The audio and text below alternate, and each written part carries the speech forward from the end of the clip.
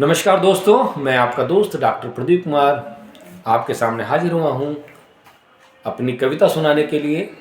यह कविता लिखी थी मैंने 25 जून 2013 में, मेरी 285 नंबर की कविता, और कविता का शीर्षक भी है कि मेरी कविताएं। तो मुझे मेरी कविताएं कैसी लगती हैं? आपको तो मैं बोर करता रहता हूँ सुनाकर, लेकिन मैं अपनी कविताओं में अपना मूल्यांकन कैसे करता हूँ वो मैं इस कविता के माध्यम से अपना मूल्यांकन करूंगा आपके सामने। चलिए शुरू करता हूं। मेरी कविताएं। कि आंखों में पीड़ा तो है मगर नीर नहीं है। आंखों में पीड़ा तो है मगर नीर नहीं है। मुझको लगता है मेरी कविताएं गंभीर नहीं है।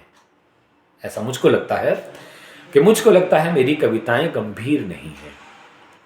और सैलाब भी है संवेदनाओं में मेरी, दर्द भी है वेदनाओं में मेरी, फिक्र भी है भावनाओं में मेरी, फिर भी ना जाने मन क्यों धीर नहीं है। मुझको लगता है कि मेरी कविताएं गंभीर नहीं है। अगली 4 पंक्तियां। कि इनमें जीवन की हर एक धड़कन भी है, शरीर में एक दर्द भरी सी तड़पन भी है, विचारों में व्यक्तित्व की एक जकड़न भी है, भावनाएं भी मेरी कोई मगर भीर नहीं है। फिर भी मुझको लगता है कि मेरी कविताएं गंभीर नहीं है। अगली 4 पंक्तियां।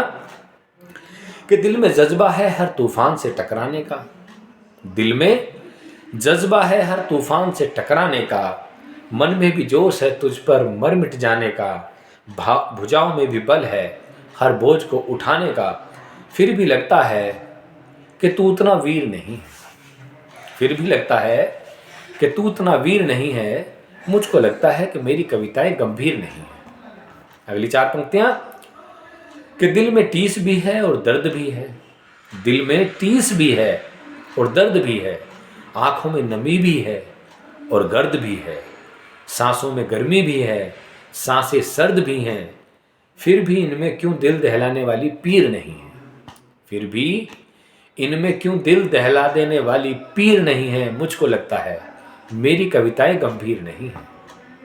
आखिरी 4 पंक्तियां।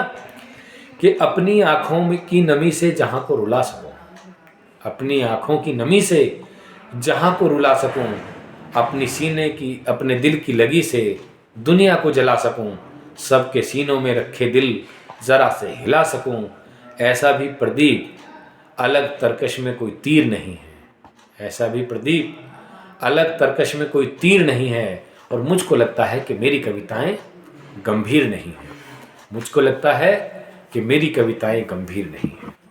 चलिए दोस्तों, मैं गंभीर लिखूं या गंभीर ना लिख पाऊं, मैं आपको सुनाने के लिए उपस्थित होता रहूँगा, अपनी हाजिरियाँ लगाता रहूँगा और आपसे उम्मीद करता रहूँगा कि आप मुझे सुनने के बाद क्रिटिसाइज करेंगे, अपने विचार रखेंगे, अच्छा बुरा कुछ भी कहेंगे, मगर सुनने के बाद। सुनने की रिक्वेस्ट इसलिए क्योंकि मेरी सभी कविताएं मेरी मौलिक हैं, मेरी अपनी लिखी हुई हैं, मेरे दिल के करीब हैं, मेरे अपनी वैचारिक विचार हैं। चलिए दोस्तों, आज के लिए इतना ही। धन्यवाद, नमस्कार, शुक्रिया।